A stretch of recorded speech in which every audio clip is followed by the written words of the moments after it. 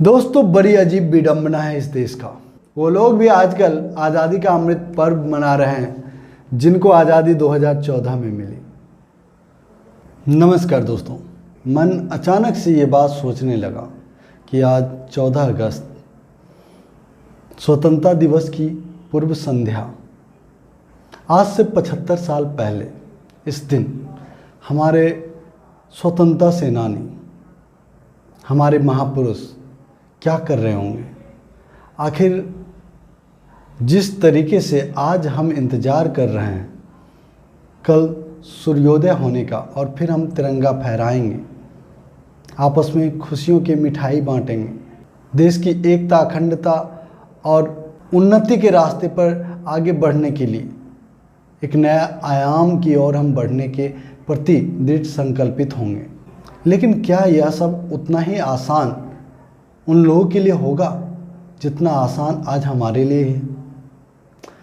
दोस्तों, जैसे जैसे मैं इस मामले में आगे बढ़ता गया वैसे वैसे मेरी सोच मुश्किल होती चली गई।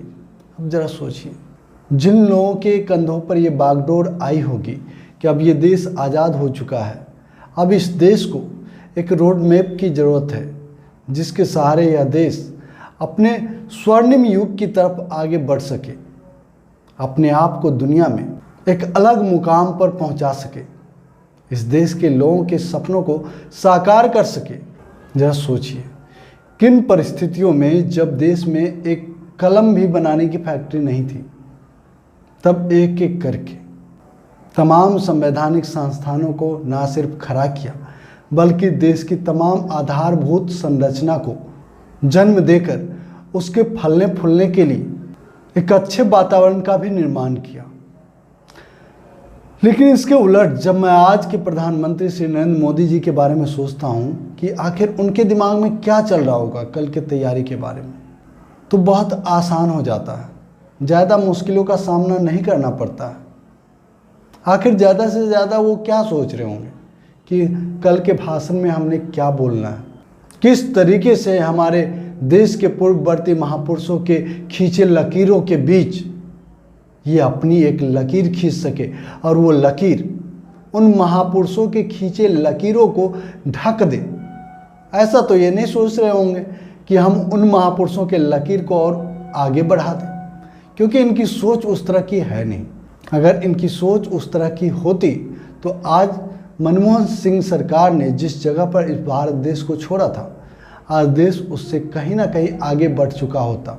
लेकिन यह देश वापस से अटल जी की सरकार जब बनकर आई थी, उससे भी पीछे इन्होंने देश को धकेल दिया।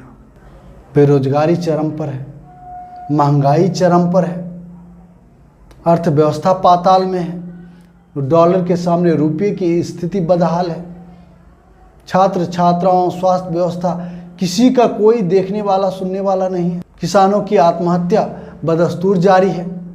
छोटे मंझोले दुकानदार, बिजनेसमैन लगातार आत्महत्या करने को मजबूर हैं। लेकिन देश के संसद में चूँकि मैंडेट इन्हें बहुत भारी दिया गया है इस देश की जनता के द्वारा, वहाँ जाकर तमाम समस्याएं आज दम तोड़ती नजर आती है। दोस्तों, ये तमाम वही वो समस्याएं हैं जो 2014 या उससे पहले इस देश में थी, पहले से थी। ऐसा नहीं है कि पूर्ववर्ती सरकारों में ये समस्याएं नहीं थी, लेकिन आज वो तमाम समस्याएं विकराल रूप धारण कर चुकी है। वह भी उस व्यक्ति के कार्यकाल में जिस व्यक्ति ने 2014 और उससे पहले के अपने तमाम तकरीरों में देश के तमाम समस्याओं के निजात के लिए, निदान के लिए ठेकेदारी अपने हाथ में लेने की मांग कर रहा था, देने की गुजारिश कर रहा था। दोस्तों, स्थिति दिन दूना रात चौगुना बद से बदतर होती जा रही है। लेकिन इसके लिए सिवाय भाषण के इस देश के लोगों को आज भी कुछ नहीं मिल रहा। हमारा तिरंगा भारत की एकता का, भारत की अखंडता का और भारत की विविधता का भी एक प्रतीक है। साथियों, बड़े दुख के साथ कह रहा हूं मैं कि आज 75वां गणतंत्र दिवस की पूर्व संध्या पर हम ऐसी बातें आप सबसे कर रहे हैं। आखिर क्यों ना करें? जब देश ने एक ऐसे नकारा निकम्मा सरकार को चुन लिया जिस सरकार के लिए तमाशा करने के बजाय दूसरा कोई काम ना हो। आप ही बताइए ना, लाइन में लगाने के, ढिंढोरा पिटवाने के, मोमबत्ती जलाने के, थाले पिटवाने के, टॉर्च जलवाने के, और अब घर घर तिरंगा। जो प्रधानमंत्री देश की एकता, अखंडता और विविधता के ढोल बजा रहे हैं, क्या प्रधानमंत्री के उस ढोल से आवाज़ आ रही है जिस देश में वो धर्म की राजनीति करते हैं, लोगों को तोड़ने की राजनीति करते हैं, समाज को तोड़ने की, बांटने की राजनीति करते हैं? उस देश में वो देश के लोगों की एकता की बात करते हैं। ये कोड़ी बकवास नहीं तो और क्या है। और जिस देश का समाज बढ़ जाए वहाँ अखंडता किस चिड़िया का नाम है। और विविधता, जिस विविधता की ये बात कर रहे हैं, ये विविधता ही तो इन्हें नहीं चाहिए। अगर देश की विविधता इन्हें इतनी ही जरूरी मालूम होती, अगर इन्हें पता होता है कि देश की विविधता ही इस देश की ताकत है, तो फिर ये देश को जातियों और धर्मों में क्यों बांटते? क्यों इन्हें देश सिर्फ और सिर्फ एक रंग का चाहिए होता? और जहां तक बात है घर घर तिरंगा फहराने की, तो श्रीमान, इस देश की जनता तो तब भी तिरंगा फहराई थी जब इस देश की जनता के पास खाने को पैसे तक नहीं थे। फिर भी जब देश के स्कूलों में, कॉलेजों में, सरकारी संस्थानों में तिरंगा फहराया जाता था, तो वहां जाकर खड़े होकर अपनी भागीदारी, अपनी खुशी, देश की एकता, अखंडता और विविधता को बल देने का काम करते थे। उसके लिए जरूरी नहीं है कि हर घर को एक तिरंगा लटकाया जाए। मैं प्रधानमंत्री से पूछना चाहता हूं, लेकिन उस तिरंगे का क्या जिस तिरंगे को घर ही नहीं मिल पाएगा? क्या आपने इस देश के हर व्यक्ति को घर दे दिया है? क्या आज इस देश के हर व्यक्ति के पास घर है?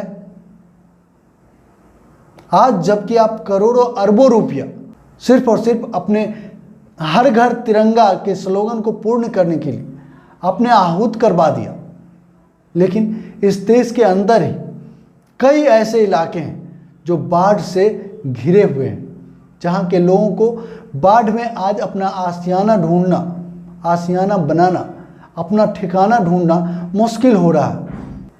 मुझे मालूम है देश पर, देश के तिरंगे पर, अपने स्वतंत्रता सेनानियों पर उन्हें भी उतना ही गर्व है। वो भी कहीं ना कहीं जाकर स्वतंत्रता दिवस मनाएंगे। लेकिन आप जो इस तरीके से स्वतंत्रता दिवस के ऊपर देश के लोगों में एक बेकार की प्रचलन, दिखावे की प्रचलन जो आप कर रहे हैं, डाल रहे हैं, ये इस देश को कहां ले जाएगी? क्या आपने कभी इस बारे में सोचा है? श्रीमान, यह देश दिखावे में नहीं, अपने कारनामे में विश्वास रखती है। और दोस्तों, मैं ऐसा इसलिए भी कहता हूं कि प्रधानमंत्री मोदी को सिर्फ और सिर्फ दिखावे में विश्वास है, क्योंकि ये एक भी मौका देश के स्वतंत्र संवैधानिक संस्थानों को तोड़ने के लिए, उन्हें कमज़ोर करने के लिए, देश की विपक्षी पार्टियों को कमज़ोर करने के लिए एक भी मौका हाथ से जाने नहीं देते। चाहे वह मौका ही ना हो, ये मौका बनाते हैं उसके लिए। अब जरा पिछले 5 अगस्त को राष्ट्रव्यापी आंदोलन कांग्रेस पार्टी के द्वारा जो किया गया था, इस सरकार के खिलाफ जनता के ऊपर डाली गई विकराल महंगाई, बेतहाशा महंगाई और बेरोजगारी के खिलाफ जो आंदोलन हुआ, उसके बारे में सुनिए ये प्रधानमंत्री क्या कह रहे हैं। अभी हमने 5 अगस्त को देखा है कि कैसे काले जादू को फैलाने का भरपूर प्रयास किया गया। ये लोग सोचते हैं कि काले कपड़े पहनकर उनकी निराशा, हताशा का काल समाप्त हो जाएगा, लेकिन उन्हें पता नहीं है कि वो कितनी ही झाड़ फूंक कर ले, कितना ही काला जादू कर ले, अंधविश्वास कर ले, जनता का विश्वास अब उन पर दोबारा कभी नहीं बन पाएगा। और मैं ये भी कहूंगा कि इस काले जादू के फेर में आजादी के अमृत महोत्सव का अपमान न करें, तिरंगे का अपमान न करें। दोस्तों, आप ही बताइए, काला जादू, ना जाने कितने दशक बाद आप इस शब्द को भारत की राजनीति में सुन पा रहे होंगे। क्या अब इस देश में अंधविश्वास के लिए कोई जगह है? क्या भारत आज भी अकॉर्डिंग टू मोदी जी सांप सपेरों का देश है और विरोध का रंग हमेशा से काला रहा है? क्या लोग काला जादू कर रहे थे? ये देशवासियों के मन में आज भी काला जादू के प्रति विश्वास क्यों डालना चाह रहे हैं? संवैधानिक व्यवस्था का प्रमुख स्तंभ विपक्षी पार्टियों को कमजोर करने के लिए अब ये काला जादू का सहारा ले रहे हैं। जी हाँ दोस्तों, विपक्षी पार्टियों ने काला जादू का सहारा नहीं लिया, बल्कि शब्द काला जादू का सहारा प्रधानमंत्री पद पर बैठे बीजेपी के शीर्ष नेता श्री नरेंद्र दामोदर दास मोदी काले जादू का सहारा विपक्षी पार्टियों के खिलाफ जनता के दिल में जहर बोने के लिए इस्तेमाल कर रहे हैं। अगर मेरी बात से आप असहमत हैं तो आप अपने विचार कमेंट बॉक्स में लिख सकते हैं। लेकिन जो प्रधानमंत्री मोदी विपक्षी पार्टियों को अंधविश्वासी कह रहे हैं, उस प्रधानमंत्री के मुंह में तब दही क्यों जम गया था जब हमारे रक्षा मंत्री राजनाथ सिंह फ्रांस जाकर राफेल विमान के पहिए के नीचे नींबू डालते हैं, राफेल विमान पर नींबू लटकाते नजर आए थे। तब ये कहाँ चले गए थे? तब भी इन्हें बोलना चाहिए। और दोस्तों, जरा इस तस्वीर पे गौर कीजिए। ये जो खबर है ये इनके ही भाजपा शासित राज्य मध्य प्रदेश से है। जरा देखिए, इनकी सरकार में पहले तो डैम बनाने के लिए डैम के पैसों को लूटा और लुटवाया गया, और अब उनके नेता मंत्री डैम टूटने से बच जाए इसके लिए इंजीनियरों की सहायता से उसके लिए कुछ करते, इसके बजाय ये पूजा पाठ में लगे हुए हैं। मैं पूछना चाहता हूँ, प्रधानमंत्री को क्या इतनी बड़ी खबर नजर नहीं आती? और जो खबर ही नहीं है, जो सीधा सीधा इन्हें जनता को राहत देने के लिए विरोध प्रदर्शन किया गया था, आंदोलन किया गया था, उसमें इन्हें काला जादू दिखता है? नहीं दोस्तों, दरअसल काला जादू ये इस देश पे कर रहे हैं। आज देश की जनता धर्मांध हो गई है। क्या ये धर्मांधता, ये मोदियाबिंद इनके काला जादू का असर नहीं है? ये इस देश की सबसे बुरे हालात हैं।